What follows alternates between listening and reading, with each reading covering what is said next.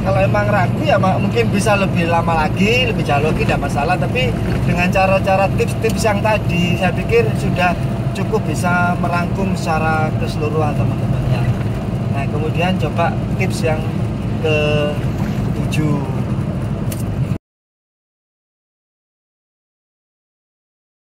Assalamualaikum warahmatullahi wabarakatuh. Salam sejahtera untuk kita semuanya. Semoga kita selalu diberikan kesehatan agar kita terus bisa bekerja.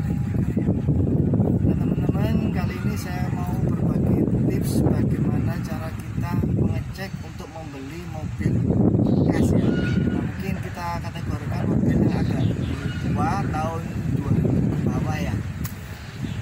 Nah, untuk mobil itu kan sebagai sarana transportasi yang penting. Cuman mungkin ada beberapa orang yang mungkin takut beli sendiri karena mungkin merasa tidak paham mobil, tidak paham mesin bagus apa tidaknya, sehingga akhirnya tidak beli-beli. Nah, kali ini saya mencoba memberikan tips kepada teman-teman sekalian bagaimana sih cara mengecek mobil itu bagus apa tidaknya ya. Nah, tipsnya yang pertama itu adalah kita harus tahu dulu warna asli dari mobil itu sendiri, warna originalnya. Misalkan merah ya merahnya seperti apa gitu. Itu jadi warna asli mobil itu sendiri, dan kondisinya juga harus bagus. Jika ada semacam lecet-lecet sedikit seperti ini, atau mungkin bekas yang dicat ulang sedikit-sedikit, bekas lecet, atau mungkin secara keseluruhan sudah dicat ulang total, kalau menurut saya masih nggak ada masalah. Dalam kategori ini keseluruhan masih bagus dan utuh dan masih di warna asli mobil itu sendiri ya.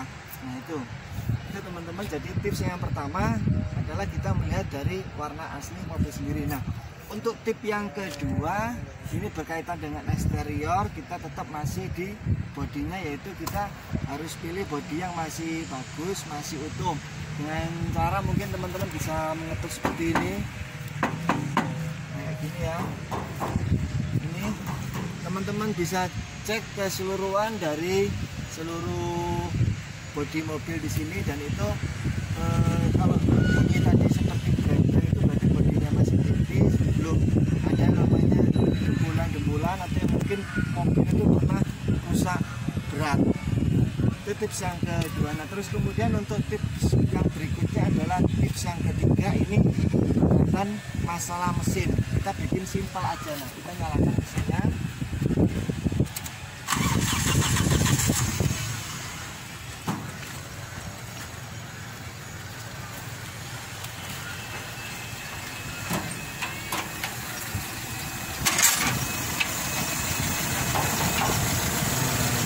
Kita cek ke seluruh bagian mesin.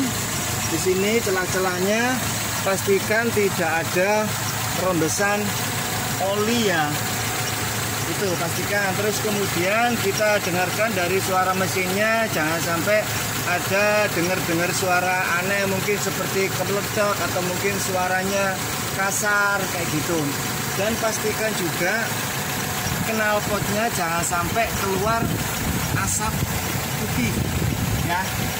Jangan sampai. Kalau memang sudah keluar asap putih, mungkin teman-teman sebaiknya menghindari saja seperti itu. Dan kemudian kalau seandainya tangan kita taruh di sini, kita sandar seperti ini, rasakan getaran mesinnya. Kalau seandainya ini seperti nggak ada getaran kayak gitu, berarti mengkondisikan bahwasanya untuk getarannya biasanya terjadi karena engine mounting yang rusak di situ. Itu kalau nyari seperti ini nggak ada getaran, berarti engine mountingnya aman gitu. Nah, itu teman-temannya. Jadi jangan sampai ada rembesan oli, jangan sampai ada dengar suara bunyi kletek-kletek, gemercek atau apa pada mesin, dan jangan sampai keluar asap. Terus kemudian kita ganti tips yang keempat. Itu kita cek bagian listrikan ya.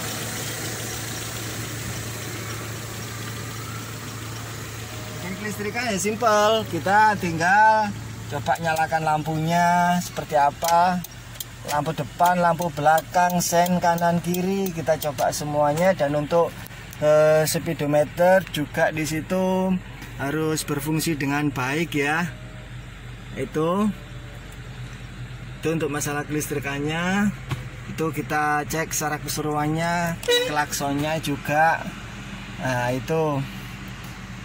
Nah terus kemudian untuk tips yang kelima ini bagian interior ya. Nah kalau interior ini bisa kita lihat sederhana sekali, simpel. Intinya itu paling tidak kursi bagus, ruang kabinnya masih bersih, tertata rapi.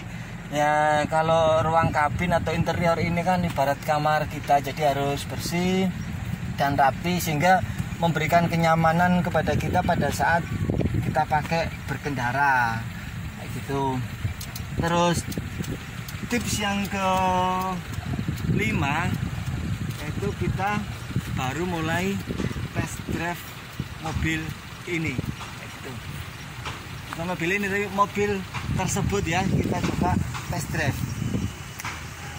Dan tips yang berikutnya yang keenam yaitu kita saatnya test drive. Nah pada saat test drive itu mungkin yang kita rasakan pertama yaitu bagaimana kenyamanannya kita mengendarai mobil tersebut ya. Terus kemudian untuk kemudinya juga gimana rasanya, mungkin dengan cara minimal kita mungkin bisa melepaskan kemudinya seperti ini. Nah ini dia masih stabil atau belok. Kalau seandainya cuman belok sedikit atau apa gitu bisa jadi banyak itu mungkin kurang angin. Itu teman-teman bisa cek lagi untuk bannya kira-kira seperti apa. Tapi kalau memang nanti itu bannya normal berarti tinggal disemporin. Terus kemudian yang kita rasakan juga kaki-kakinya itu kalau seandainya kita coba di jalan yang nggak bagus, gelodakan enggak kayak gitu. Tapi kalau seandainya masih dalam batas-batas yang wajar, saya kira sih nggak ada masalah. Nah terus coba kita lihat tarikannya seperti apa. Nah kayak gini tarikannya. Nah kalau tarikannya masih enak, enteng, nah itu menurut saya sih mungkin mobil dalam kategori masih bagus. Kita mencoba mobil kalau emang ragu ya mungkin bisa lebih lama lagi, lebih jauh lagi, tidak masalah. Tapi dengan cara-cara tips-tips yang tadi saya pikir sudah cukup bisa merangkum secara keseluruhan teman-temannya. Nah kemudian coba tips yang ke-7. Tadi kita juga sudah ngecek dari awal sampai test drive. Nah sekarang yang terakhir adalah yang ke-7 adalah kita cocokkan dokumen-dokumennya. Ini berkaitan dengan nomor rangka, nomor mesin harus sesuai dengan dokumen yang ada seperti STNK dan BPKB dan faktur bila ada. Soalnya mobil tahun tua ya.